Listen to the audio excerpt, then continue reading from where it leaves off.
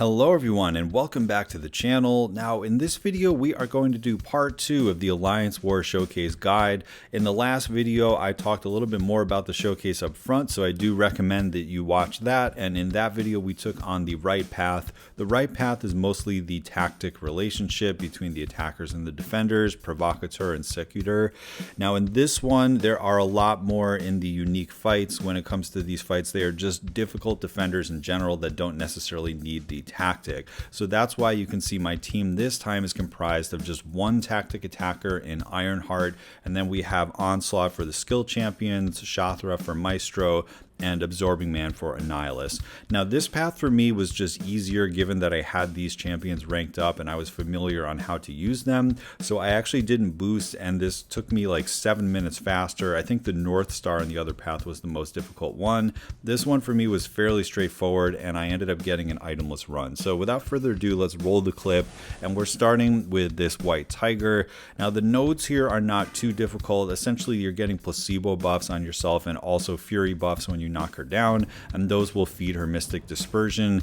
But the thing is, the way Secutor works, as soon as you get 5 debuffs applied, not including the parry stun, which we already have, you can see that the heal block comes on, and when you have that heal block, it also will reduce the ability power rate, and that is from everything, from the attack and defense tactic itself, as well as Mystic Dispersion. So what we're doing in this fight is just making sure that our heal block is always fresh. As a reminder, with Ironheart, you can apply debuffs from your mediums, and also for most of the fight, it does go on cooldown at times. You can dex back to put some incinerates, and then additionally, if you, like I did earlier, if you throw the relic or just land a parry and you heavy, that will put a suppression. So those are all ways to just make sure that the heal block is always fresh and has some uptime, and then you basically don't have to worry about anything. Now the other thing is White Tiger does have an ability to shrug some of the damaging debuffs, so you'll notice, unlike a normal Ironheart fight, a lot of our incinerates are kind of disappearing, and it is limiting our damage a little bit, but we don't really need like huge damage in this fight. As long as we're baiting the specials nice and early and making sure that the heal block is always up, there really is no problem, and you don't necessarily need one of those science attackers for this fight. And given it's the first fight, if something goes wrong, you're still fine to reset. Now next up is Dust, and if you want to see like a really clean, perfect run of this fight, watch video 1, because in this one things go wrong, and it's because I get a piece of sand on me as the power sting is about to hit, and because of that she actually goes unblockable, and I'm just going to kind of show you how tanky this champ is. Now the way you're supposed to play the fight is to basically never hit the block of Dusk, and then for the most part you are going to be able to deal with not getting sand on you when you parry the mediums, because when you have the tracking, it means that like defensive ability accuracy on block is going to be minus 100%, so you won't get sand that way. But we're going to see pretty soon there actually is another way to get sand on you, and it just happened there when we purified one of the power stings by hitting a combo of 10. It was when we hit 30 hits, it purified it. That put a sand on us based on her kit, and then because I was so close to the next power sting triggering, we essentially had 3 debuffs on us, and once you have 3 of any debuffs on you, she goes unblockable for the rest of the fight because we can't get rid of this heal block. So at this point I had to just sort of summon my tier 1 war experience of like, whatever happens, don't die. I know I have to take this special 2 to the face, but fortunately we had enough incinerates on her and we had the relic to finish it off. Now if you want to see this fight played perfectly, look at my other video. Essentially, as long as you don't hit her block, you're good. If you just basically are more careful than I was, she'll never go fully unblockable and you can fully counter the node with Ironheart. Now this fight is a little bit of a joke because it is like a perfect matchup. The only danger in the fight is the regen if we double clutch our dash backs too much. You can see that little timer comes, but because we basically are able to, anytime he gets tenacity, just do our onslaught things, there's no issues here. So we're going to wait until he purifies our stun and then chain that into the heavy, which has the extended pause because it was a passive stun replacement. And then when we change that into the special one, you can see that we are going to have 17 neuroshocks on him already. Right there, I make a mistake there. I should not have been holding. I was waiting for the tenacity to kick in and it didn't, but you can see we barely took any damage. And right there, we were able to convert those neuroshocks into 20 degens. If you know how to play Onslaught, that is like the easiest Onslaught fight ever, and we didn't have to worry about anything. So he does come up later with the Tuma, which is a little bit more nuanced, so we'll get into that. Now next up, we have Shathra versus Maestro. I have a full Shathra showcase I recommend you watch, but I do go over how to fight Maestro there. Her main tool is the Atrophy, which is going to get rid of the glancing and all that annoying stuff. So we throw a special one, and because of the size of his health pool in this fight, I'm going to throw 2 special ones. I go over in my video why you want to do that, but essentially it's because we want to get our max amount of eggs so that when we get to our special 2, all 500 of the wasps are hatched and they do a ton of damage. So now we can start charging our heavy and connect it into the special 2, and that's pretty close to max damage. We had almost all 35 of our vulnerabilities and 500 wasps attacking, and now the glancing has officially fallen off because of the atrophy, which is fantastic. Now we're just throwing heavies when we are able to, and we chain it into another special 2. All 500 wasps attack again, and he almost goes down. Now again, we are just going to chain a little bit of heavy here, and I look at his health pool and he's like almost dead, and we don't have to use Shathra later, so I'm just going to combo into the relic and then throw the special 1, which will have the wasp attack, and that's it. So that's Maestro. I think any good mystic like Kushala comes to mind can do this fight too, because the nodes themselves were not too difficult. It's just a big Maestro, and any mystic should be able to take care of him. The only real node there was a little bit of power efficiency, but he died so quickly that it wasn't an issue. So now let's talk about this fight. Now obviously it has high energy diet and we have a lot of energy attacks, but Onslaught is just so ridiculous about getting his 20 degenerations up, and the fact that those are not energy debuffs, that it doesn't really matter. Now we don't really want to be parrying him because it's going to give him more concussions, which will give him more hydration, and if he does get to 20 hydration, we're in a little bit of trouble because he goes unstoppable. But this is kind of like a typical Alliance War fight where like the goal is just surviving. It doesn't matter how much health you have at the end, so I don't care about us taking a little bit of chip damage into the block and the thorns and things like that. We're just holding block and we're heavy countering, and then when we can, we're countering the specials. You saw that we were able to connect 1 heavy into the special 1, and then now in the relic stun we can do a heavy extended pause into the special 2, get the 20 degens up, and then now he's mostly going to tick away. As long as we're staying on top of hitting all of our heavy attacks, we're in good shape. And just notice I wasn't boosted, and his hydration is getting kind of high. It's at 16, so if he threw a couple more special attacks he would go unstoppable, but we were able to hold on to that degen at full length and get him down that way. Now I don't really know any other good counters for this fight, so if you happen to know any, put them in the comments, because everyone I talked to and in my own brain all I could think of was Onslaught, and he was already on the team, so it didn't really matter.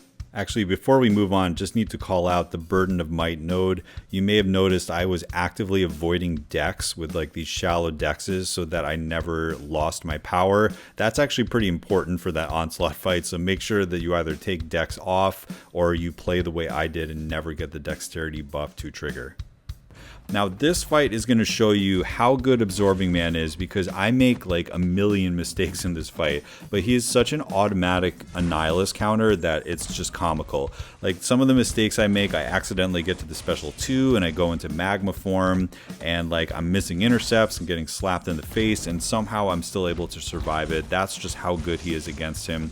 Obviously, anytime he's trying to put armor breaks on us, it's giving us a pause, and it's getting our green... Man, I haven't played Absorbing Man in a while, so I don't remember the names, but the green meter that goes up to 600 that puts the 4 vulnerabilities on him.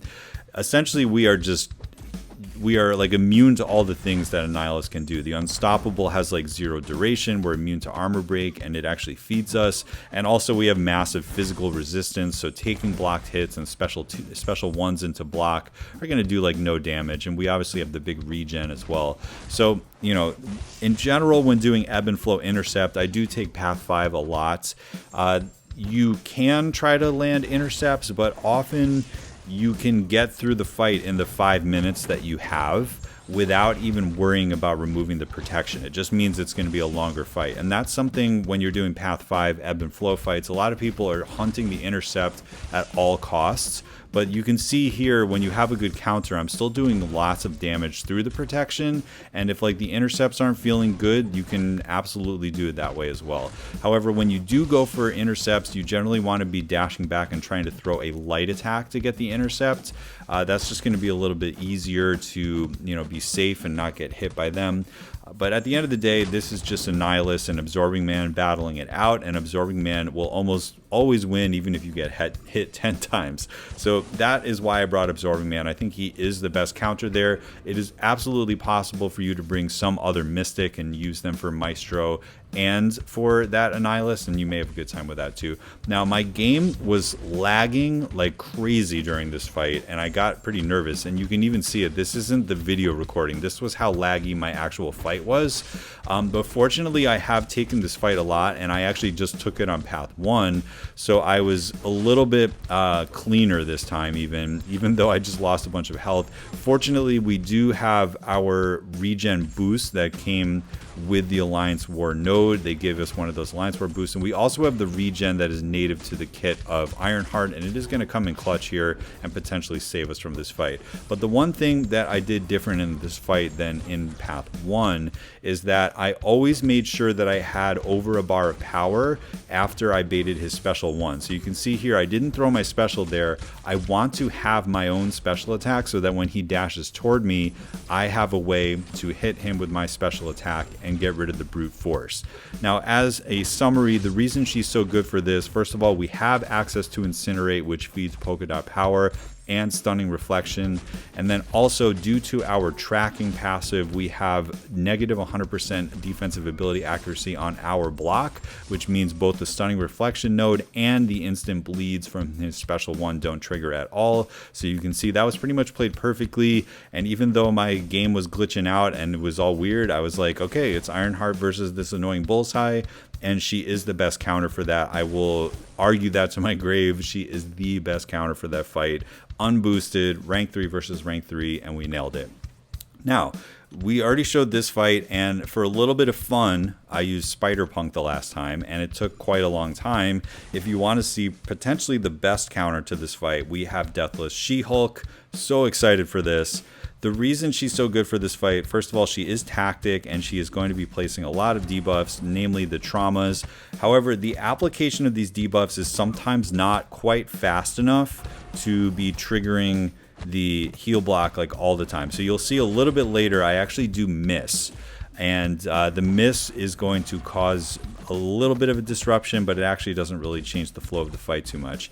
Now, the special attack that you want to use in this case is the special 2. Now, normally for ramping, you throw special 1s, they place a trauma, and just in general, it keeps the flow of the fight a little bit better, but you absolutely need to keep the wither debuffs on this guy, otherwise bad things will happen, because you do have like essentially a taunt when fighting him while using She-Hulk, and that's going to mean he might be pretty happy throwing his special 1s, and if he throws enough special 1s and your heal block somehow is not up, then it is going to give him a massive power gain, which is bad time. So you need to also have the wither from your own personal kit up as often as possible. You can see now there is a power gain on him, and it's doing negative ability power just due to the fact we have the heal block and our own personal wither. So you can bait either special, it doesn't matter as long as you keep the wither up. And right there, that's where we missed. Fortunately, it didn't punish us, but it's just a stun immune destroyer, and we're countering it with everything in our kit, and this special 2 will bring him down. So the whole reason this one went so much faster was because we didn't have to fight that North Star, and additionally, we had a better counter for the destroyer. So that's going to wrap it up for this one. It's a little bit shorter video, but hopefully this was helpful to you. And again, do watch the other one. one because the Ironheart versus Dust fight went a lot better. There was just a different model for the Bullseye fight where I was at full health and like played a little bit more sloppy, but like still ended with a lot of health. And then also you can see the Spider-Punk versus Destroyer, and also Silk was used, and that was kind of fun as well. So anyway, that's going to do it for now. Thanks for checking out this video. Hopefully this was helpful. Make sure to share it with your alliance mates and friends, and I will catch you in the next one.